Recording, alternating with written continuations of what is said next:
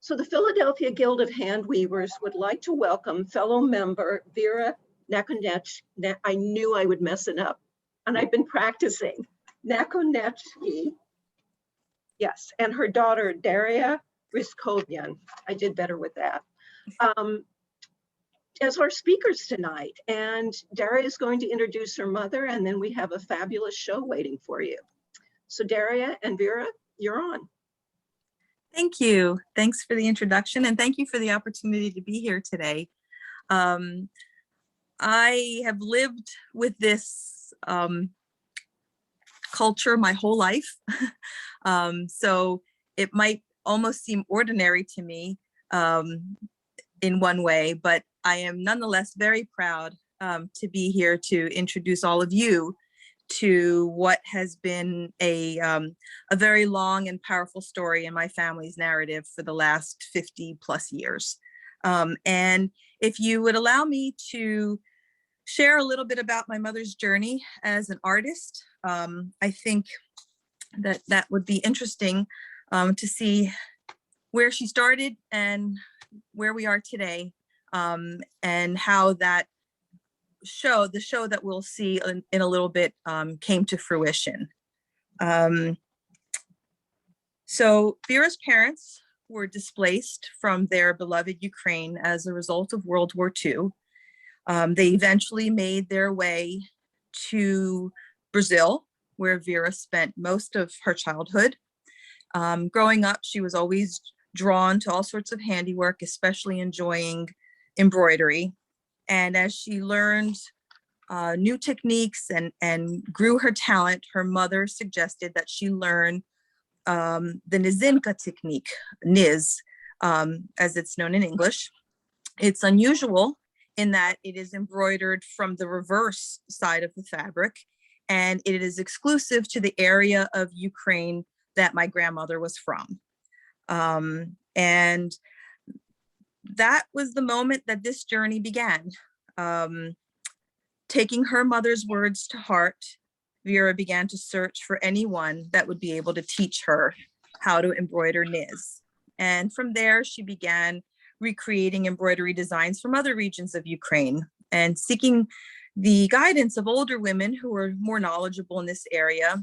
She was told that the things that she was recreating weren't exactly authentically Ukrainian in their design. They weren't pure, that they were tainted by outside cultural influences. And that piqued her interest. And she, even as a young teen, was very motivated by the desire to know her cultural heritage and to have something to pass on to her children in the future. Ukraine's abundant natural resources and strategic geographic location made it a target of foreign invaders for most of its existence, the largest and most aggressive of which was our neighbor to the east. A systematic and often brutal approach was employed by Russia to stamp out all vestiges of anything Ukrainian, from its lyrical language and rich, proud history to its magnificently varied folk culture. Vera recognized this attack and realized that much was being lost forever. She became a passionate advocate of preserving all that she could. As she grew as an artist, she transitioned into recreating original costumes. This pushed her into new modalities, and as she became accomplished in not only embroidery, but also weaving, leatherwork, metalwork, and beadwork, she perfected each of those and was recognized for her efforts and talents by countless awards and grants. Most notably, the Leeway Award, the prestigious Pew Award, and most recently, the National Endowment of the Arts Award. As she accumulated costume after costume, I would ask her what she was going to do with them all. Closets and any space available at all were overflowing with these artifacts. and there were simply not enough events for her to wear them all to. And she told me that she dreamed of one day having a show, a fashion show that would represent many, many regions of Ukraine, to show the diversity of these costumes from region to region, and sometimes even neighboring village to village. The variety was absolutely incredible, and she felt the need to share that with other people. Many pieces that you'll see in the show a little bit later on are recreations that were lovingly and methodically created by Vera or commissioned by other passionate folk artists. And the majority of the costumes included are originals, some dating back to the early 1800s. Many were found in flea markets throughout Ukraine, others sought after in remote villages, and all have been saved from sure destruction and extinction. They have been cherished for their extreme cultural value and preserved for future generations to enjoy by my mother, who started her journey many, many years ago. So I think that that's a little bit about where she came from, and I think you'll be excited to see where she ended. Surely not ended for sure, because there are many more costumes that can be represented, but at least you'll get a little snippet of the rich cultural heritage of Ukraine, and perhaps grow to appreciate it the way that she hoped people would. Thank you very much, Daria. Certainly.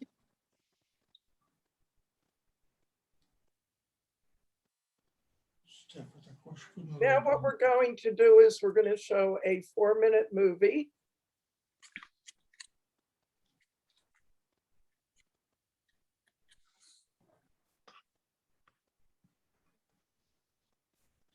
And this was done by the Pew Award Commission. And just reassure me that you can see this. Yes. I can see it. Mhm. Okay. See it.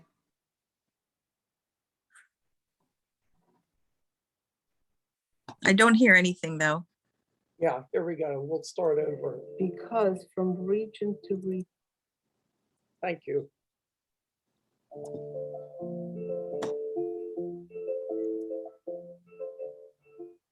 The Ukrainian art form really is overwhelming, because from region to region is all different. It's when you think you got it understood, you don't. Going from city to city, village to village, to go and find all those old museums, little museums, or go through people's houses, what they have in their boxes stored away, and the stories that that tells.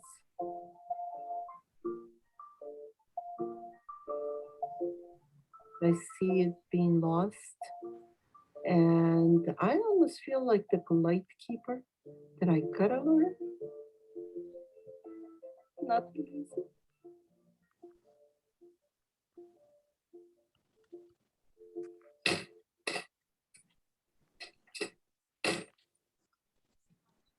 When the Soviets took over, their main goal was to really do away with all our arts. If you were caught doing anything artistic, embroidering, weaving, or doing any kind of handwork, you were sent to Siberia. You were put into jail.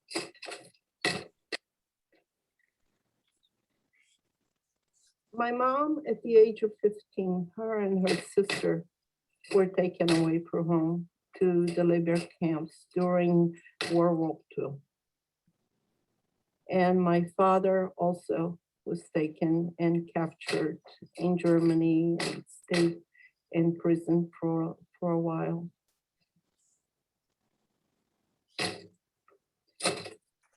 I was not born in Ukraine. I was born in Germany.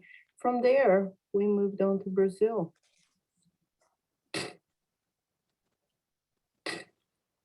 all my life, my parents drummed Ukrainian art, Ukrainian this, Ukrainian that, the beautiful little thing. Always gave us something to wonder about. I was always connected. It was home. So when I went to Ukraine for the first time, I said, wow, I'm really here. You know, there is a country called Ukraine. I started with the embroidery, and the embroidery took me to weaving, and to weaving took me to beadwork. And the beadwork, to finish one costumes, there were so many different techniques that I had to learn. It's a challenge finding all these things, these artifacts, and then trying to reproduce them. This is a replica of an old skirt. This pattern was given to me by a museum in Ukraine in Lviv. This belt was in the archives. This is a bride. This is a cape that she will wear onto her wedding day. You know, just the whole learning experience is a great journey. And to learn and to show others, even in Ukraine. Шановна пані Віро, ну щойно закінчився майстер-клас. Ви побачив 3 квіточки, тут і ззаду одна. Чому 3? Last year, they were baffled just looking at these heads. I mean, they live there and they don't know where to go.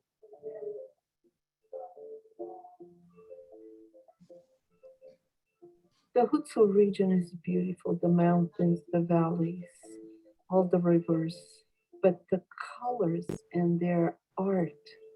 My teacher, Daria always says, we chose the colors that grow on our fields.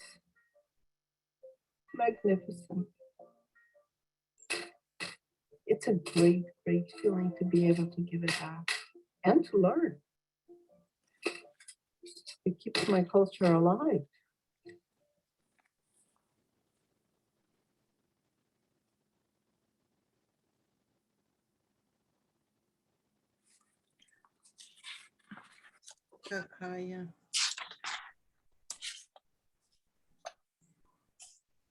Okay, now we are going on to the slideshow, which Daria will narrate.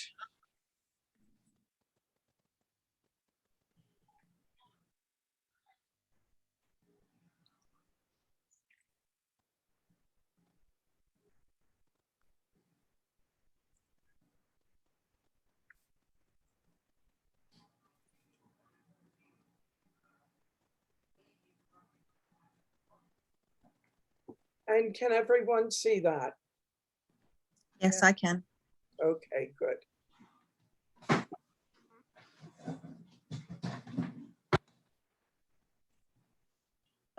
Kate, can I just say one thing? If everybody puts their screen, when you click on view in the upper right-hand corner, if you put it on standard view, it'll fill your screen. The Oh, thank slideshow. you. Oh, hold on.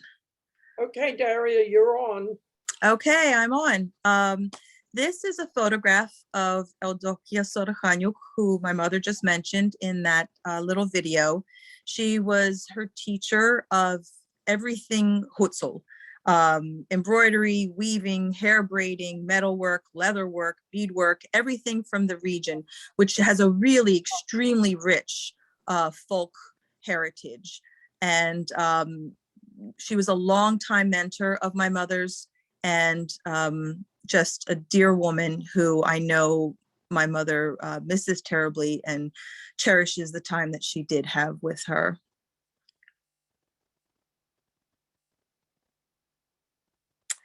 This is Paraskevia Kushlak, who is a dear little old woman who taught my mother how to make the wreath in that picture, that headdress.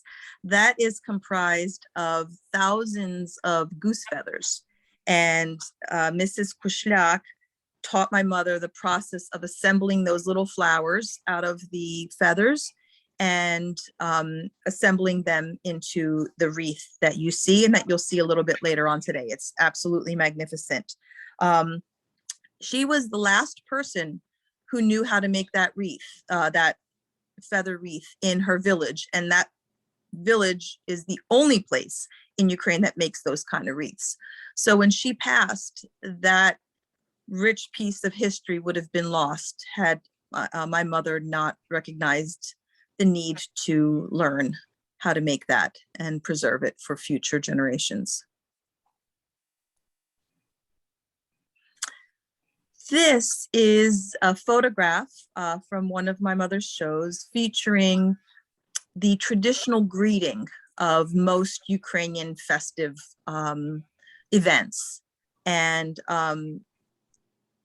it's a presentation of bread and salt on an embroidered cloth meant to welcome guests to the event. And you'll often see that in traditional Ukrainian presentations. And even in homes, sometimes it's traditional when you go to somebody's home for the first time, you'll bring salt and bread. Those are two, bread especially, a very important symbol in our culture. These are photographs chosen because they feature family members who have participated in my mother's 2 fashion shows. This is the granddaughter of my mother's cousin, Sophia DeBello. She's stunning normally, and super stunning in this beautiful costume that she's wearing.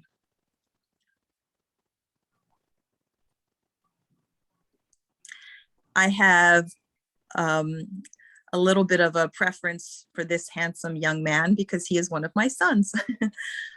You see the feather wreath on the girl, but that is my son Yuri, Vera's 3rd grandson. And I think he looks wonderful. She's pretty, but he's really handsome. And this is also hard for me to choose. Another grandson of Vera's, my 2nd son, Alexander, who is partnered with a family friend who's considered a cousin to my boys. So you get a 2-for-1 with that one. Her name is Sophia.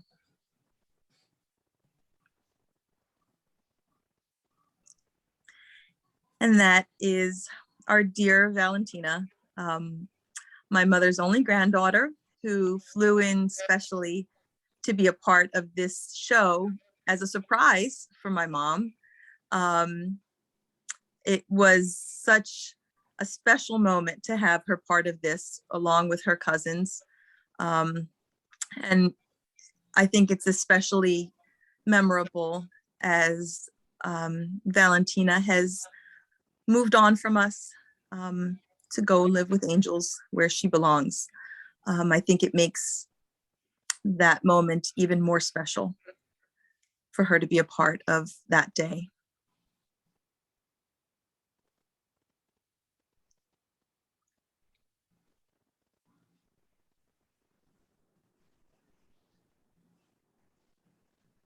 Okay, now what we're going to do is we're going to look at the fashion show. Once I click that off.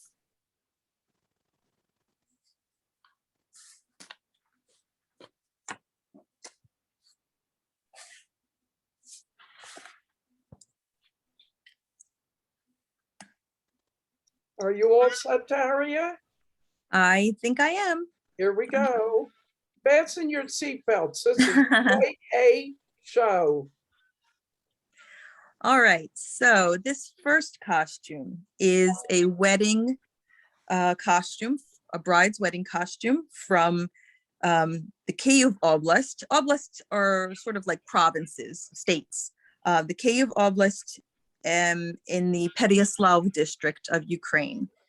The blouse and skirt date back to the 1860s, and the blouse features elements of the 3 geographic regions that converge here in in the Pereyaslav district. It's rare to find authentic costumes from this area because of the heavy cultural repression and industrialization that occurred there. The blouse is embroidered using an open work technique, and the threads used are dyed with the bark of an alder tree. It's quite a beautiful costume. I wish that we had the ability to see it in person. The video just doesn't do it justice.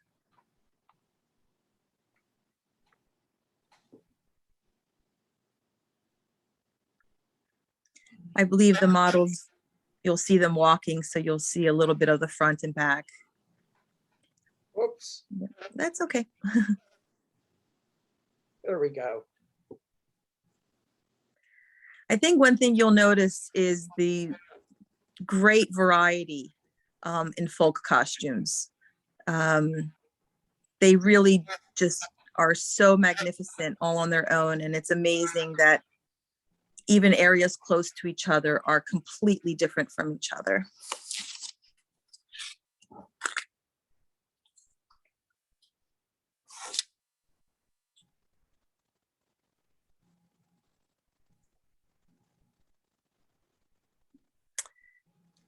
All right, here we have a couple in their wedding costumes from the Poltava Oblast, Mirhorod district. This shirt on the groom is particularly magnificent, so much so that it was appropriated from the Russian Tsar for his personal collection. And the original, which dates back to the 1880s, is currently exhibited in a museum in St. Petersburg. The bride's costume features an overcoat called a kursetka, which is adorned with a wide applique design that is very specific to the Mirhorod region. His pants are pretty interesting. You can't really tell because he's very tall, but they're very wide and they feature this unique gusset system that's quite traditional.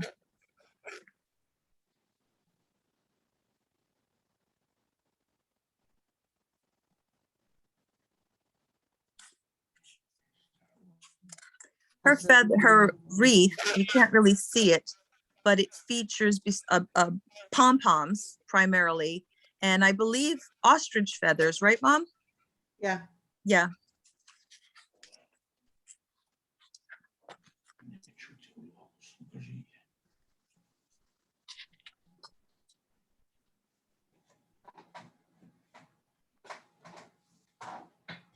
Раніше, як показувало, було краще, ну щось. Aim, skill, high fear.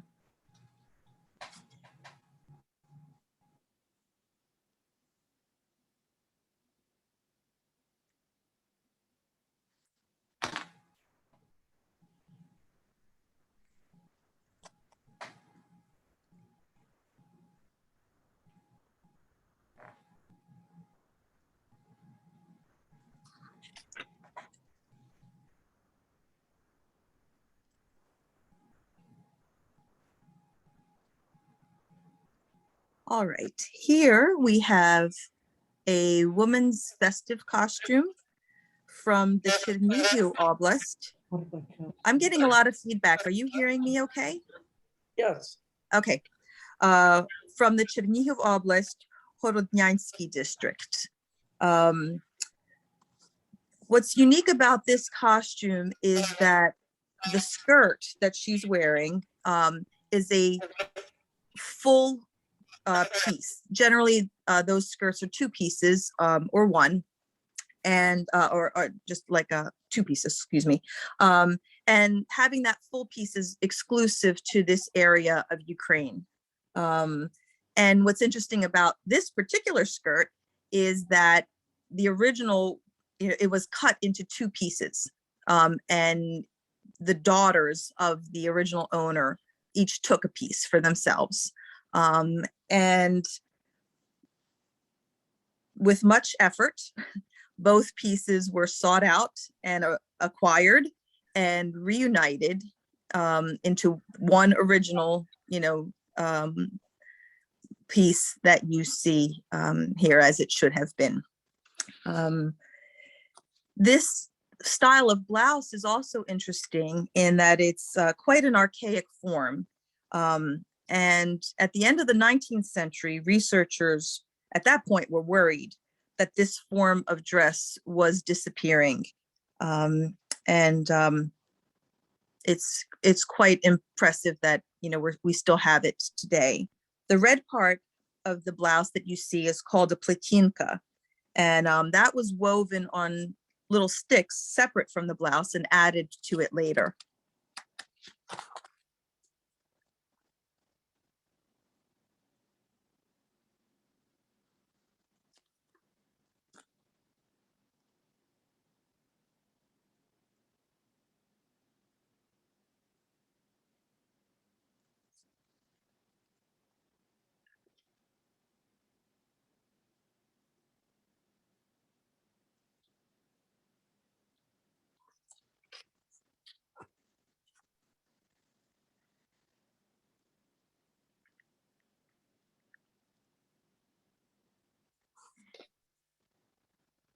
Okay, here we have another woman's festive costume from the Zhytomyr Oblast, Naroditsky region. It's quite beautiful. It's a little hard to see, but it involves a really intricately woven, oh, they're zooming in for us, how wonderful, skirt and apron. The skirt is woven using imported woolen threads from Berlin. So at the time that was quite pricey and special, but nonetheless, this was just, not an everyday costume, but a festive costume. Generally, those kind of things were saved for wedding costumes, but this is quite beautiful all by itself. The original of this, this particular costume is an original and is very old, and is one of only 3 known in existence.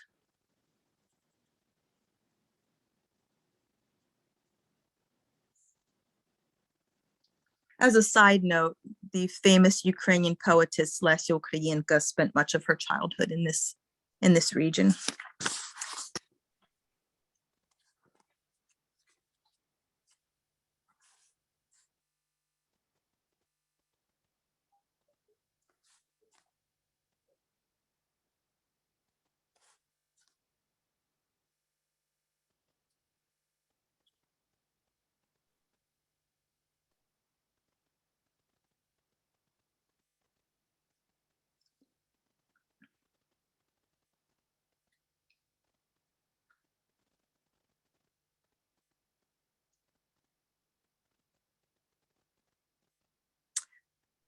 Here we have a woman's festive costume from Volyn Oblast, Shatsky district, from the Svityaz village. This costume is entirely woven with an emphasis on the color red, and is a combination of bleached and natural linen threads. That's unusual because generally the blouses were embroidered. But I hope they'll zoom in on this a little bit so you can get a better idea of the difference. This village is interesting in that it sits on the banks of the Svityaz Lake, which is the largest of Ukraine. But this is a very archaic form of dress.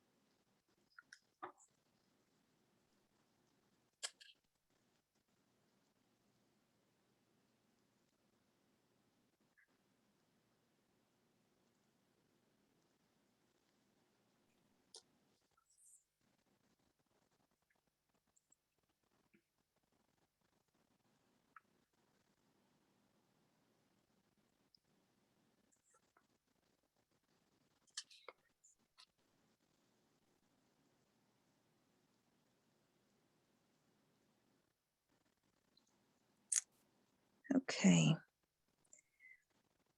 This is a couple in their wedding costumes from Ivano-Frankivsk Oblast, Verkhovena district, and Verkhovena Zhabye village. The jackets that you see were made by Evdokhia Sorokhanuk, who was mentioned previously as the long-term time teacher and mentor of my mother.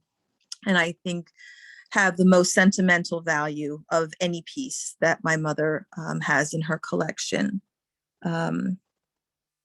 It's a little hard to see, but the headpiece and in general, the rituals involved in braiding the bride's hair were quite extensive. And her braids would include cowrie shells from Africa and many buttons that were supposed to bring good luck to the young couple.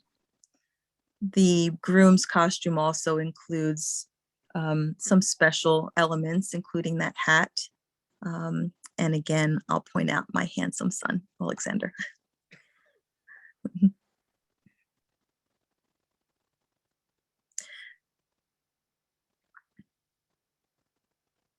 Those jackets are made out of leather. So it's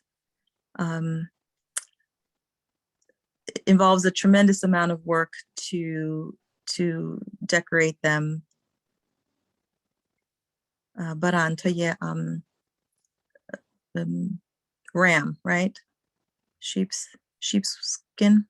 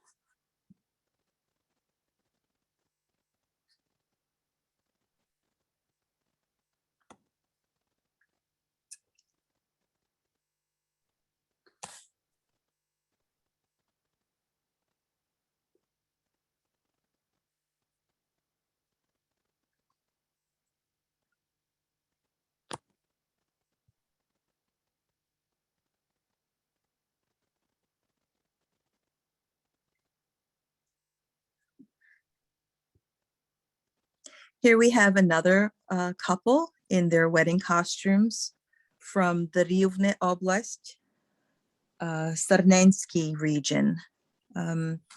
This embroidery features red and blue threads, and this union of colors predates the traditional red and black that is often seen in Ukrainian embroidery. The groom's shirt is unusual in that it has embroidery along the shoulders, which is very rare, but traditional in this area. And the bride wears a wreath of paper flowers worn over unembroidered, unbraided hair, which is also unique.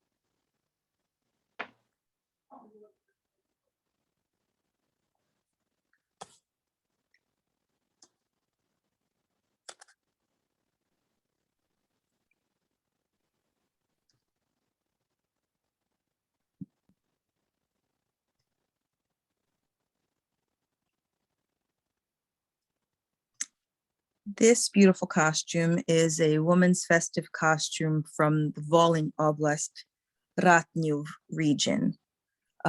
Researchers consider this to be the most archaic form of traditional Ukrainian dress. And it features a very large cloth head wrap called a plot. And that head wrap is adorned with an original repeated design, which is quite beautiful. Most of the parts of this costume are woven, and it's interesting that this style of dress stretches into territories of neighboring Belarus and Poland, where ethnographic Ukrainians still live to this day.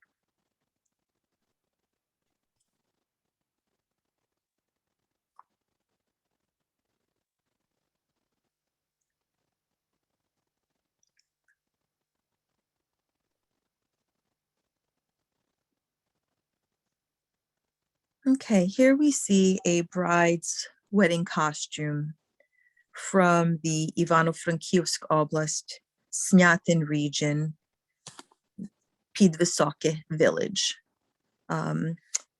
It is difficult to see in the video, but this blouse is embroidered and it employs a white on white embroidery, which is very rare to see in Western Ukrainian costumes, but Snyatin, this village, this region, is known for it. Her headpiece features many embroidered bands called gerdane, and also includes a gold ring, which was placed on her head by her beloved, through which he would weave a red ribbon signifying their everlasting union.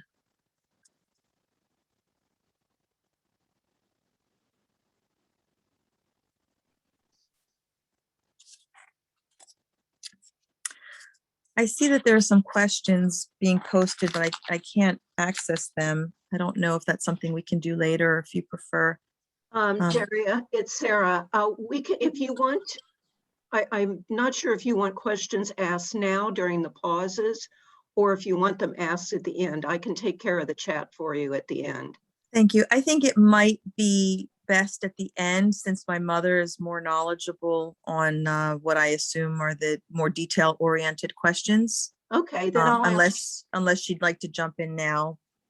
Let's hold them till the end, and anybody who has any questions, you can put them in the chat or just hold your questions until it's over. Okay.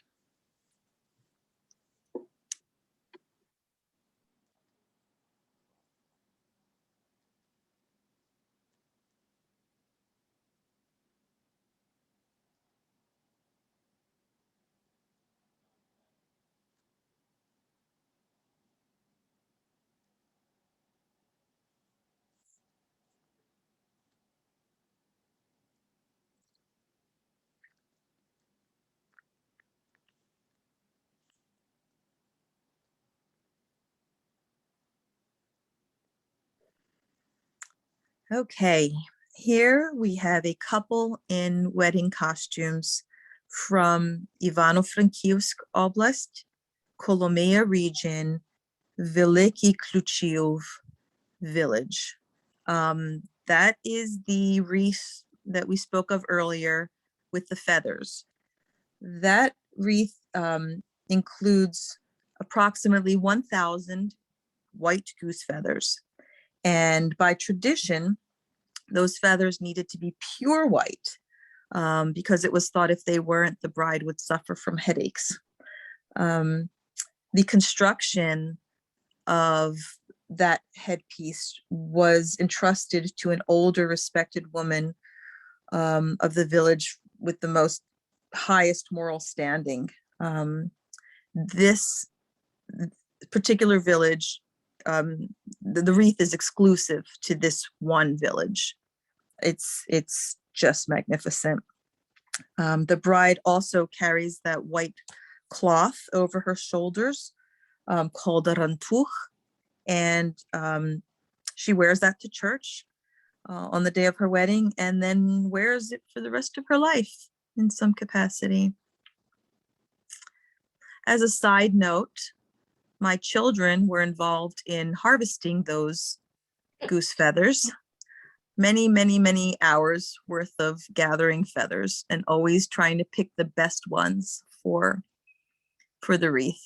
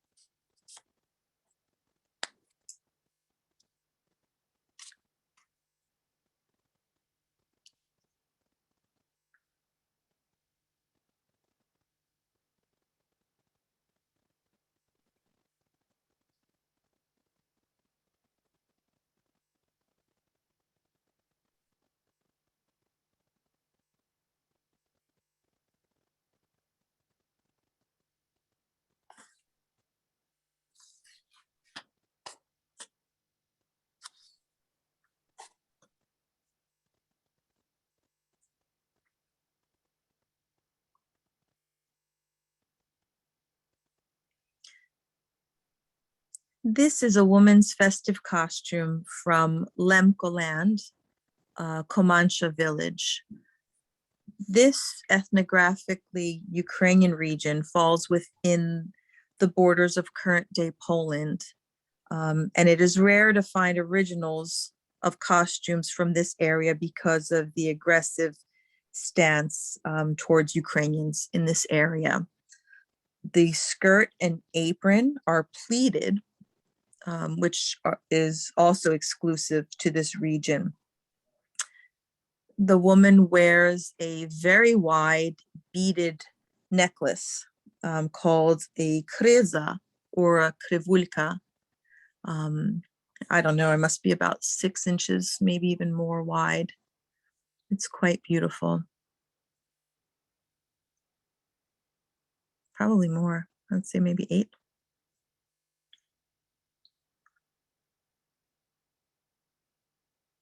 How heavy are these clothes? I did see that question. Some are very heavy. Some of the models were complaining, but especially some of the more elaborate headpieces. The feather headpiece, I think, was probably the heaviest. So we had to make sure that the model was able to carry it, but the leather clothing and the woven clothing can get very heavy.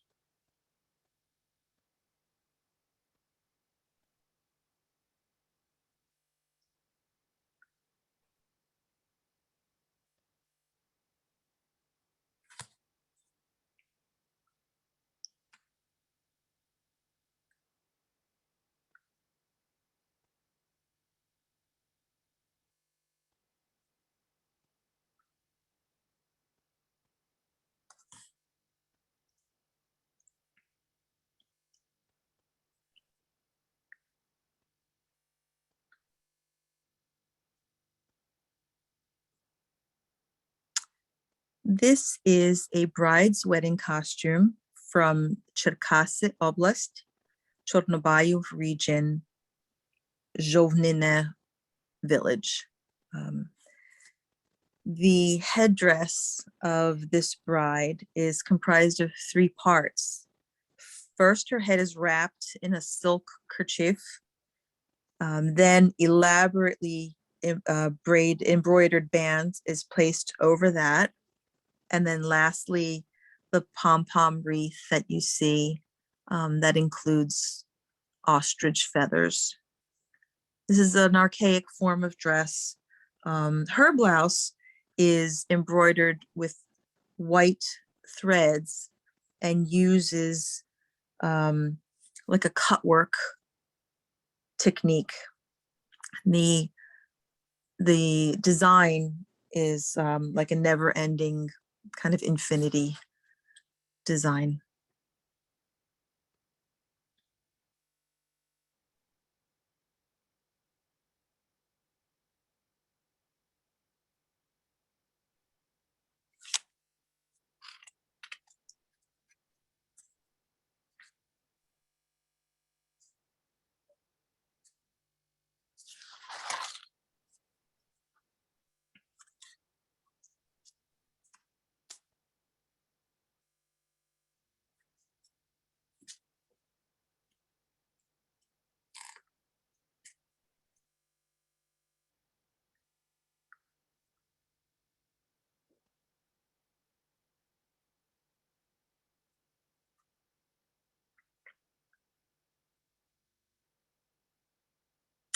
Next up is a woman's festive costume from the Holm region of Ukraine, Bilohrai district. The skirt of this costume is unique in that it is printed, not embroidered or woven, using a woodblock technique called vivika. And this costume is a reproduction of an ancient costume from an ethnically Ukrainian territory that is currently within the borders of Poland. Her head is covered, as you can see, with a very long cloth, and she has a embroidered cap on top of that.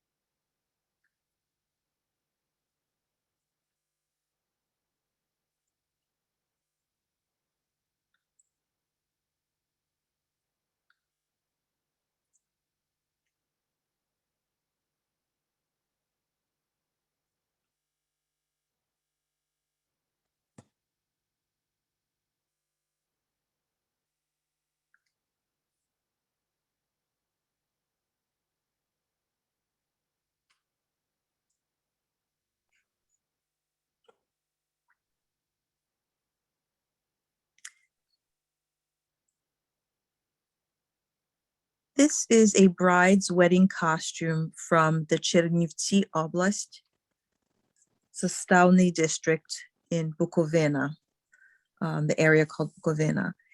The blouse is embroidered using woolen threads, and the skirt is woven with gold and silver threads, which were quite expensive at the time, but warranted by her wedding, by her marriage. Her headpiece, called a coda, is embroidered with tiny beads and decorated with flowers as well. And by tradition of that area. On top, you have this tuft of grass that were called feathers.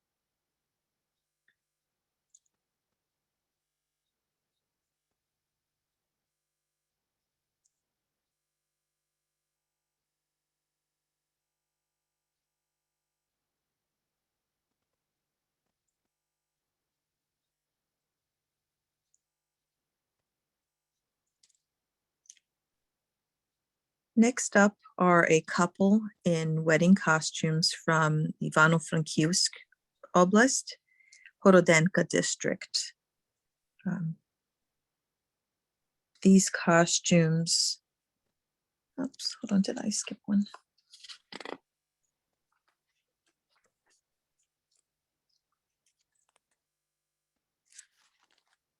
I may have skipped something. Mom, can you jump in here for a minute? This is Horodenka, right? I see that the embroidery is red wool, which is very unique. And the headpiece is on both the groom's hat and the bride's head are made of beaded bands and woolen pom-poms. Your internet is unstable. I don't think she can help clarify, but I think I was able to find what we needed.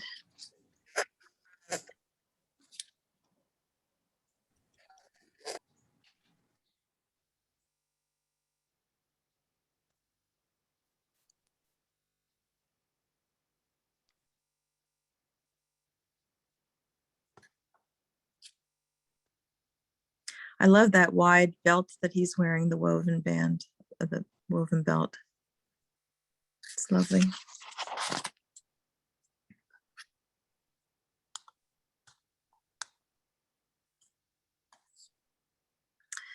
Here we have a bride's wedding costume from Transnistria, Kamensky district, Podoima village. What's interesting about this costume is that the wreath features tiny little spikes, I guess would be the best way to call them, that were called tsukorke, which means candies, because they would use wrappers from imported candies of the day to construct them. She wears lots of pearls. Oh, there you see those little individual spikes. She's wearing lots of pearls, which were intended for protection. And she's wearing a little vest called a sharafan, which is unique for this district.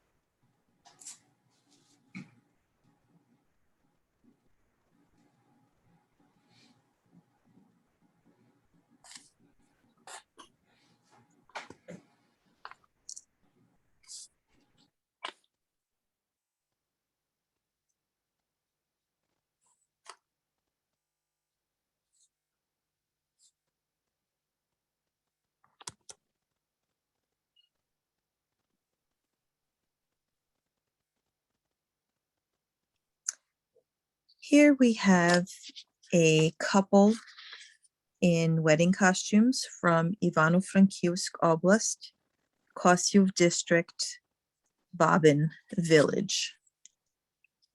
The flowers in her headdress are comprised of very thinly cut strips of weeping willow, which were dyed and rolled into flowers. Her headpiece also includes a very small piece of red fabric in which grains, garlic, and ash were included, tied up, and then covered in periwinkle leaves, along with 3 gold coins. And that was meant to be a wish for good fortune for her new life.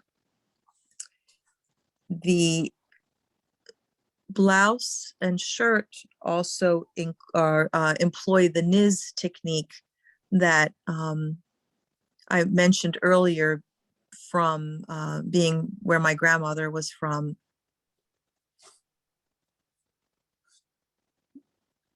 It's nice to say that these wedding costumes and traditions are still observed in the village Babin to this day.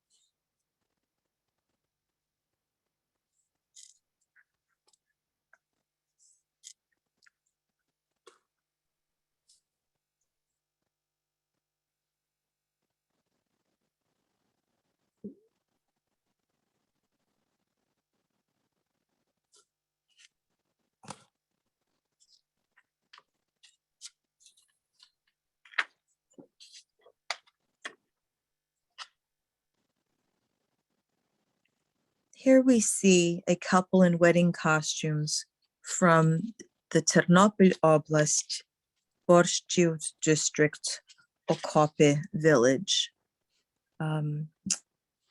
The groom's shirt includes embroidery with golden threads, which was meant to indicate his protection of his newly formed family. It's interesting to note that in this area, the use of the heavy use of black woolen threads was considered to be particularly festive. The bride wears a headpiece that is comprised of many beaded bands, as well as flowers and jacquard ribbons.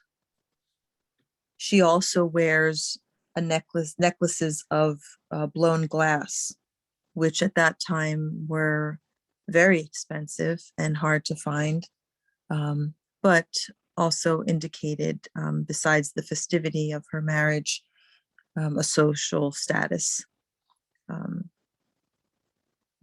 Quite beautiful. It's interesting to note that in this region, at the wedding celebration, the groom's hat would be put up on a high stick and thrown in the air, and both the bride and groom would try to grab for it. And it was said that whoever grabbed the bigger piece of the hat would maintain a more dominant role in the relationship.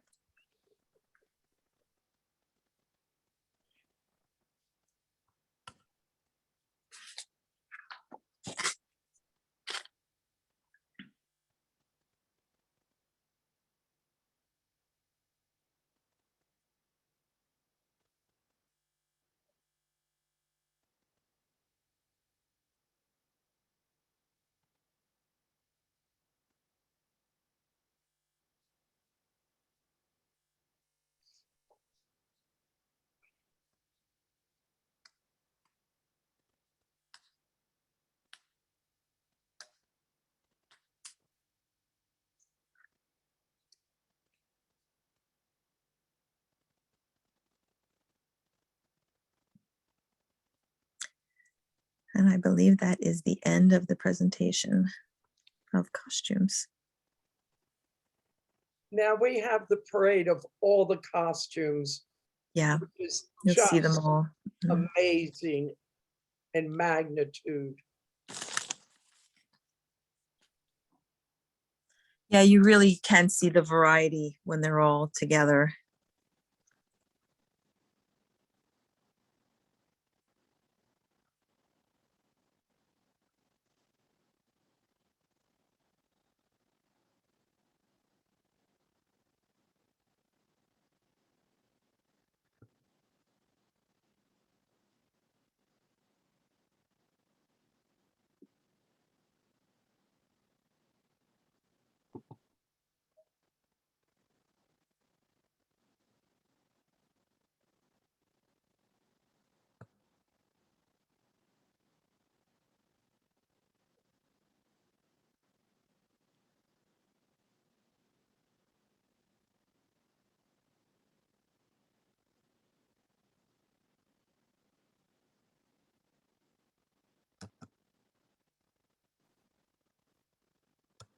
I think at that point I was thanking my father on behalf of my mother for putting up with a lot of what he's had to put up with over the years.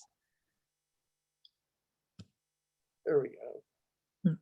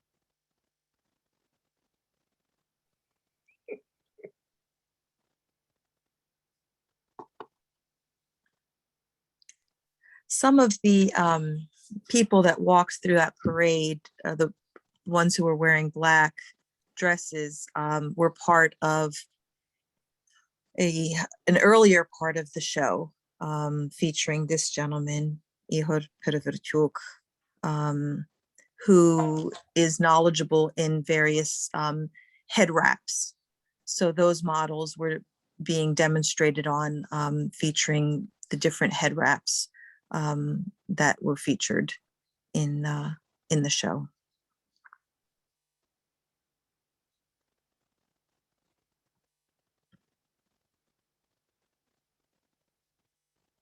So now we are all going to get a chance to applaud. Everybody, please unmute yourselves. And let's give a big hand to Vera.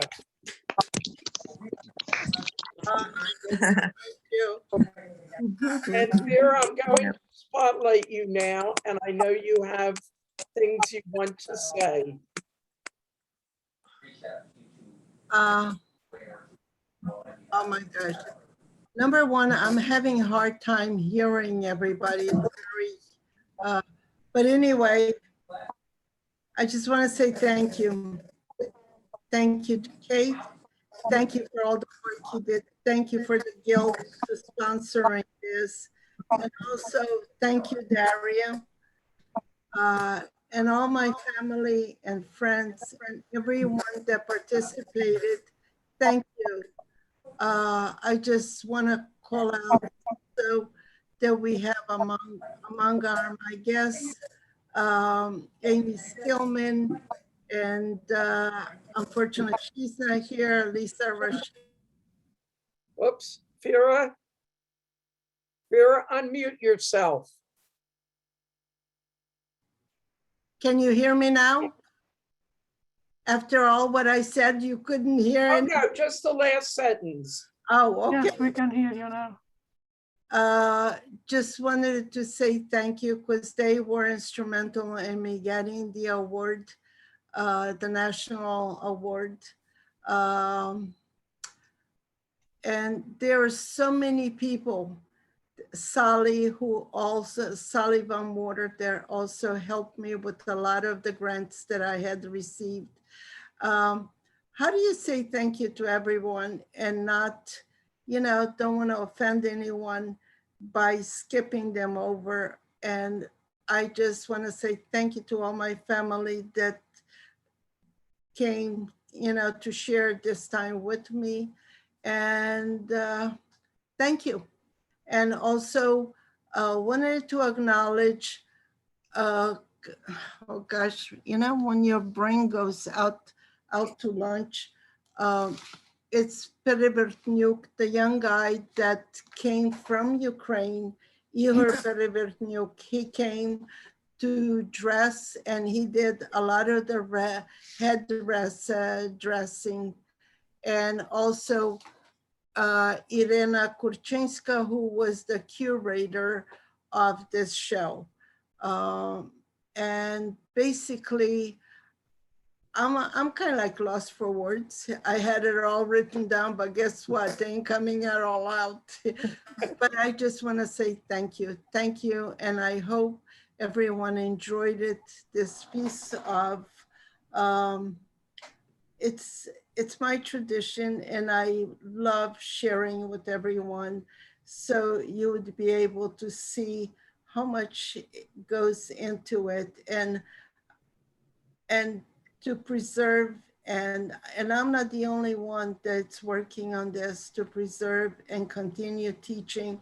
Espani Evdokia, Espani Kushlak, they taught us, and now it's our turn to carry on and pass it on to everybody. And all that I could say is thank you, everyone, that you took part in this. And if anyone has any questions, if I'm able to answer, I'd be more than happy to. Vera, Okay, now thank you. everybody needs to unmute again because I quieted everyone. I And then unmute. And Sarah, I think you want to start with the chat. Yeah, I'd like to start with the chat. And Vera and Daria, thank you so very much for just a wonderful presentation. We really appreciate it. Now, we do have some questions in the chat.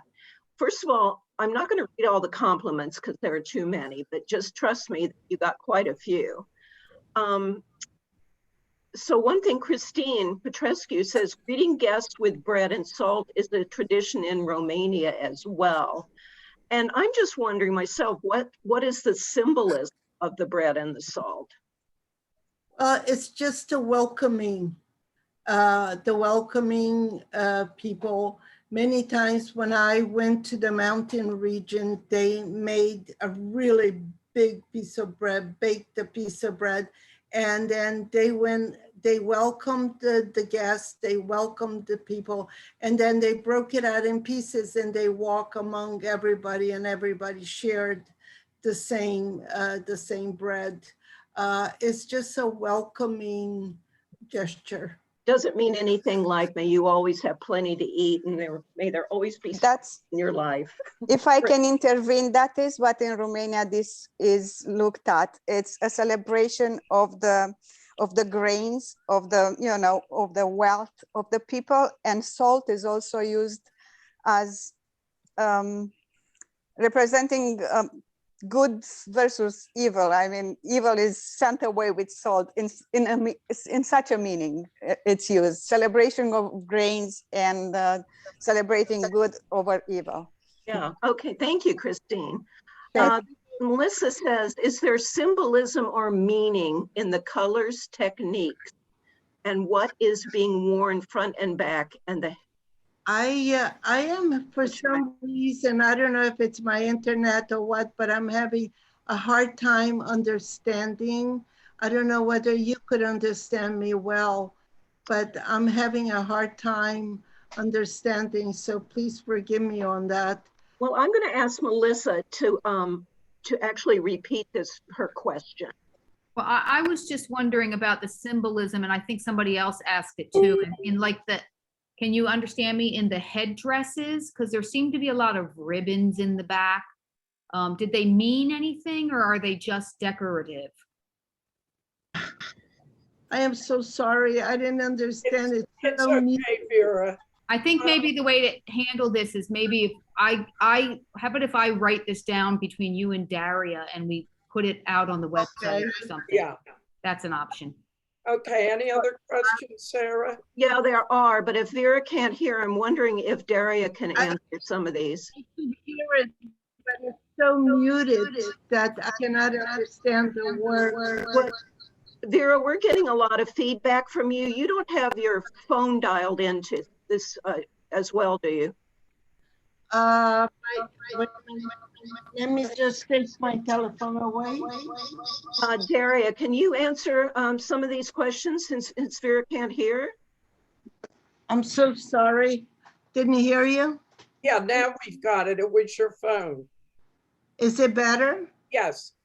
Because the telephone was nearby and I was wondering if maybe that's what it was. Sorry about that. So Melissa, do you want to try and repeat your question, or we can copy the chat and just answer these? Vera, can you hear me now? Yeah, I could hear you fine, yeah. Okay. Is there symbolism in the costumes, in what the decorations are, the ribbons in the headdress, or is it just decorative? I'm so sorry. It's so broken up that I cannot answer. Vera, can I answer? Vera, can I answer that for you? Pardon me? To your daughter, can I answer that for you? Sure, yes, please do. Okay, every part of any dress that you have, well, in any folk dress, every part of it symbolizes something, even from the pagan times before Christianity came about. The ribbons were, as I know, are a symbol of wealth or hope in wealth, simply because ribbons were very expensive. They were not easy to get, especially the jacquard ones. They were all imported. They were not made on site. So, you know, if you have, the more ribbons you had, the better you looked and the more you made an impression of being wealthy. The headdresses themselves, probably in the olden times, did mean something, especially those that are, what do you call it, very elaborate. Well, like the ones with the candy wrappers. I mean, Ukrainians, like other people, especially those who have anything to do with the soil, farmers will use everything they can to decorate or make a part of their everyday usage. So this would be different from, the headdresses would be different from the everyday headdress, because the everyday headdress was, if you're married, you had a kerchief on every day until the day you died. And what was the reason for that? For the kerchief? Yeah. It hides her hair. Because hair was considered to be a what do you call it? I'm looking for the word. Hair was considered to be attractive to men. Okay. Seductive. What they do with the nuns too. Right? The same thing what they do to nuns. right? They cut their hair off and they put on a veil because so that she would be less attractive to men. Okay. And here's another question. Thank you, Dora. I'm interested in hearing a little bit about how long it takes to complete these amazing garments. Well, you figure these people were mostly farmers. Once you got everything in the fall into your, barn and everything was put away, yeah, you had these nights that evenings and days that had to be filled, and that's when a lot of people did their embroidery, the weaving, and the work that you usually didn't have time during the farming season. Yeah, they're very, for us especially, it takes a long time. All right, and Valerie asked that question, and actually she has a second one that says, since most of these were typically worn for special occasions, would the woman start making these at a young age, or would a mother start making one for her daughter's wedding day when the child was young? Well, yes, this was a dowry chest. Every girl had a dowry chest, even if she was very poor. There was a dowry chest, and that chest went with her. And part of she would make her own, or embroider or weave her own shirt and everything. And she would probably, most likely, if she didn't weave, then she would give it to the weaver in the village to make. Every village had a weaver and at least one weaver. And there were things that were handed over to other groups of ethnics that used to live in Ukraine. People like the felting of wool was usually done by Jews, by Jewish, what do you call them? Masters. They were the ones who did the felting. Then the leather work, the metal work was done locally. A lot of the metal work was done by the blacksmith, because the blacksmith also had time to do that. And you have to remember that these embroideries and the dress of all the people, even if they wove them, they were usually there was one person in the village who knew all these designs, and then she would pass it on to others in the village. And quite often the other women would also put a little bit of their own into the design itself. So that would be a little bit different from the original one. And that's how a lot of these embroidered pieces and woven pieces were passed on, a little bit different one from the other. Okay, thank you. And here's another question this is from Charlotte. If a man from one village married a woman from another village, would the clothing be styled? All right, everybody mute yourself except for Dora at this point. No, there's a flood warning in the area, that's all. Oh, that's you, okay. That was an alarm. You need to go to the high ground? I'm on the 8th floor. Oh, good. We won't worry about you then. Okay, I'll start again. If a man from one village married a woman from another village, would the clothing be styled from the woman's village? Well, the man would wear his village dress, and the woman would wear her village dress. Okay. Cool. And then Dottie wants to know, is the Volian costume similar? All right, Dottie, you say your question. Okay, can you hear me now? Yeah, just like the commercial. The Volian costume or the Bihorai costumes, are they based on the Sarmatian ancient costume? Well, if you look at all that's something that's you'll find in a lot of folk dresses around the world. First of all, they didn't have the resource. They didn't want to waste anything. So whatever was woven on the loom, every piece of it was used in the pattern of the shirt or the black, or well, they're all shirts. But you had so the Sarmatian, the Volhynian was very similar to the Sarmatian. You're right, it is. But the Sarmatians, remember, were the ones that settled they were the farmers who settled the Ukrainian, what is today Ukraine.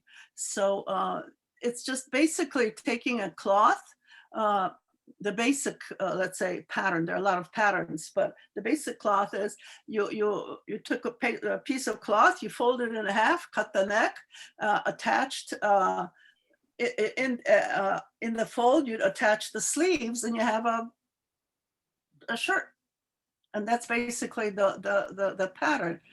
Then they were changed a little bit. Each district made it a little bit different, or maybe the looms were not as wide as others were, or somebody had something left over, so they attached that to it. It was just everyday usage that directed the use of the patterns. And remember, all those skirts, they're not really skirts, they're wraparounds. Because what you do is you weave the piece of cloth on the width of the loom, and you weave it as long as you need it, right?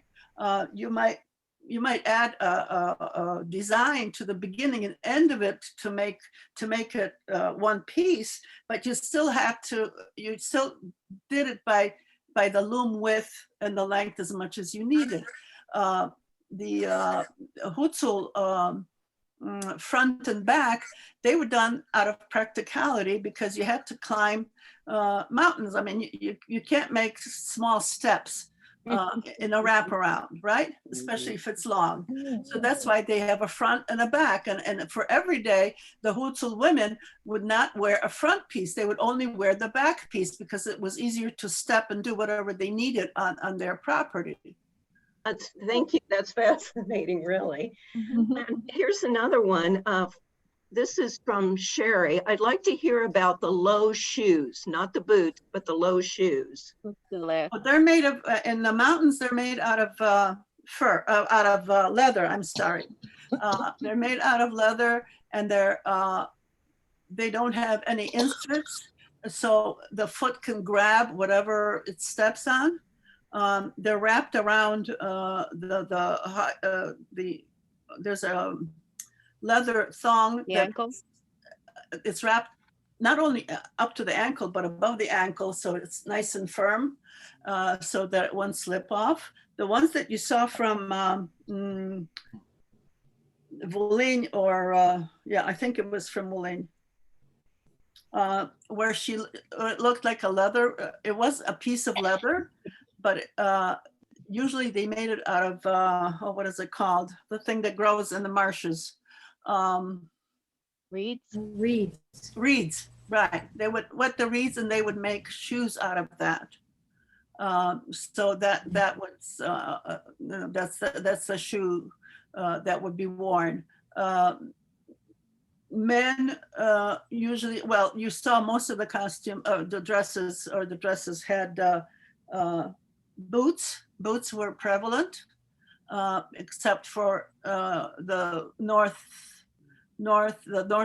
northwest section of Ukraine, where there were a lot of marshes, and they used the reeds to make the footwear, and of course the mountain people who would wear the leather moccasins. Basically, that's what they are. All right, and we have another one here from Amy. What an amazing collection. How do you keep them safe and well maintained? You pray a lot. Vera, do you want to answer that? Vera, can you answer that? How do you maintain the collection? How do you keep it safe? Okay. I don't know if she can hear us. Maybe Daria knows the answer to that. How does she keep them safe? As Dora said, pray a lot. You know, they're kept in waterproof boxes that usually plastic boxes, bins, to prevent any sort of moisture or rodents getting into them. But mom has them all over the house, and they're usually secured in some sort of waterproof container. I think the biggest threat are, is water and rodents or insects, moths. A lot of the things are woolen or linen, so they're quite tasty to our little insect friends. So there is a lot of prayer, even with those methods being employed. And with so many of the costumes being originals, extra care needs to be taken. But her main tool are plastic bins. Vera, did you raised your hand? Yes. Can you hear me? Yeah, we Yes. hear you. I am so sorry, but I don't know what's going on with the internet, but I can't. My other daughter, Christine, just called me, says, are you frozen? What's going on that you're not talking? It's all muffled and I cannot understand for some reason. Well, I'm that's so, and I thank Daria for picking up the thing. Daria and I did a lot of work together, and she's fantastic when it also comes to all the arts. Yeah, don't worry about it. It's fine. I'm going to open this up to questions now, and there is on the bottom of your screen, if you drag your mouse or whatever, there's a little icon for reactions, and you can click raise hand on there, and I'm going to try and watch here. Kate, maybe you can help me. Okay, reaction. Reactions, and you can click on raise hand. I'm going to do it now. My hand's going to go up. And I'll try and call on you. Report. I am totally away from, I lost everyone. I don't know if you could hear me. We can hear you. Yeah. So how come I don't see anyone? Go up to view and put it on gallery view, and you should say everybody. Dottie, you have a question? Oh, no, I was just practicing that buttons for raising the hand. Okay, I'm going to lower your hand. Okay. Does anybody, I'm just looking here, we've got 2 screens to go through. Anybody have any other questions? You can also just maybe speak up if you like. No other questions? How sad. Oh, here I am. Thank you. Thank you. Was there any more questions that maybe I could hear to answer? I've been saying Dora, but that's right, not right, is it? Yes, I wanted to say something that I forgot in the other parts, is that Ukrainian dress, as Christina mentioned, also Romanian, Polish, any dress, and any from Malaysia, Indonesia, Japan, China, there are certain universals that apply to all ethnic groups, no matter what. That when you look at different ethnic dress, you will notice very similar, not only in design, but also the use of everything that you can and using what you have. And then you adorn with what you can get. So like those Venetian beads that were cost a lot of money, but they were brought from Venice because the Austrian-Hungarian Empire permitted all kinds of trade. So when soldiers were being drafted into the Austrian-Hungarian army, they would be posted in Italy just as much as they would be posted anywhere else. So that's where, for instance, the Venetian glass came, or the beads came, but they cost a lot of money. So, but that was something that women would really like to have because it was something extra and different. So some things are very universal for every ethnic group. All right, thank you. We have a couple more questions. There's a couple in the chat and a couple of hands raised. Are the costumes still worn for special occasions here or in the Ukraine? Yes, many regions, they still wear them. Especially, yes, I will say they are. And especially right now, there seems to be a movement where the head wrappings are coming back pretty strong. There is a movement of like a rebirth, but they are. Some of it they're modernizing a little bit, but they're still doing a lot of the traditional, and whoever has the old will wear the old things. Okay, thank you. Would wedding costumes be shared between sisters or brothers, or would everyone expect to have their own? Normally they would have their own, but because, as daughter said, everything was so expensive, so it went down the line. Because if she had a younger sister, the younger sister wore the blouse that she was not in, no longer fit her, you know. But yeah, it went down the line. Thank you. And let's see, Charlotte, you have a question? I don't know if I missed that, but what is the significance of red? Red was in so many costumes. Is that like a country color? I mean, is it in the flag or? No, it's a matter of dye, available dye. Oh, That energy. Remember, blue comes from indigo. Indigo was not easy to have in that part of Europe. Yeah, it's there a lot of it in different parts of Ukraine. They use the red for energy, especially a lot of the brides wore a lot of red. They put a little bit of indigo in it. And correct me if I'm wrong, daughter. But that's what it was. It was energy. And the older women then didn't wear it as much, you know, the red, but the younger women all, especially on weddings, it was for energy. Thank you.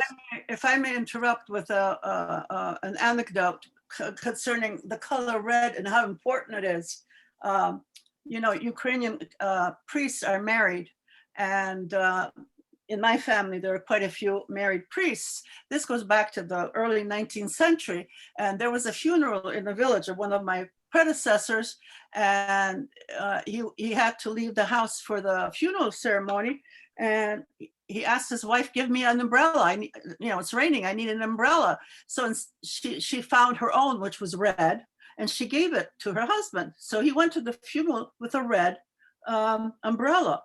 Well, the people were so happy that from then on, whenever there was a funeral, one of the first requests was, but Father, please use a red umbrella. Because it meant exactly what Vera said. It meant life. It meant energizing. It was something that gave life. So yeah, that's a basically, and the red was available. Yeah, great story. Valerie. And also a bride, when she had her costume, that costume that she wore for her wedding day was saved to be buried in. That was one of their traditions, that they wanted it to be buried in their costume, wedding gear. Yeah. Valerie, you have a question? I do. Actually, this question is for Dora. Dora. Sorry, I got it. No, Dora, you're very knowledgeable, and I'm just curious about your background and whether or not you yourself do any of these crafts. I used to, before my eyes went, before I got arthritis. It was in my home where I grew up. My mother was interested in it. My grandmother, I mean, everybody was, this was they were not into folk arts. When I went to college, if folk arts were a major, I would have majored in that, but it was too early. But in any case, it was an interest of mine that I always, I liked it. I like to do it very much. That's great. Thank you. Yeah, Thank you for asking. Does Certainly. anybody have any other questions or comments? I'm looking here. I don't see any raised hands. Sarah, can I make a suggestion? Yes. If people think of things, if they can email whoever you would like them to email, I can have Vera answer them and respond. Well, Vera, do you Yes, want would them to love- email you directly? It doesn't matter. It could be directly. Yeah, that sounds like the easiest. Yeah, Easiest just to go. And do I remember your email, Vera? It's your name, gmail.com, isn't it? Is that it? Yes, it's Vera Nakonechny. Vera Nakonechny at You want it- Gmail. Can you type it into the chat because we have reverberation on your voice again? I can email it to you, Sarah, if you want. I- Somebody should type it in the chat. I'll type Put it your in. name on, right? Darka, could you do that? Yep, I got it.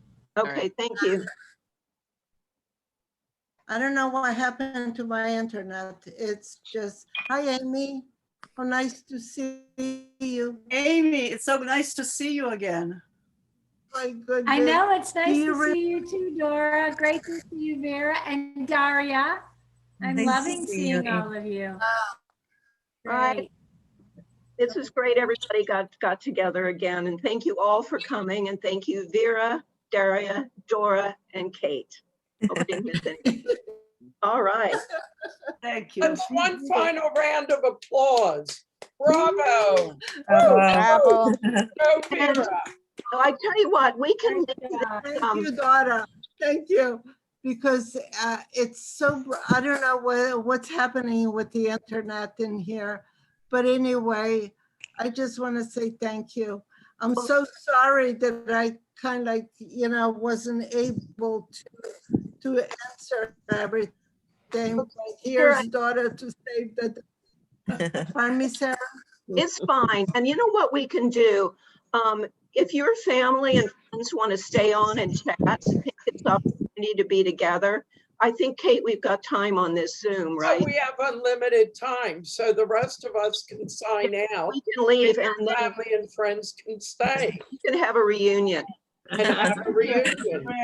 So I will leave it up, so enjoy. Yeah. Thank you. Bye, everybody. Yeah, Kate, just Bye-bye. Vera. Bye, everyone. Bye, everyone. Thank you. stop recording, Kate. Oh, right. Thank And you, the rest of us will everyone. leave. I hope that everyone enjoyed the show. Hi, Baba. And- Very much. Hey, my munchkins.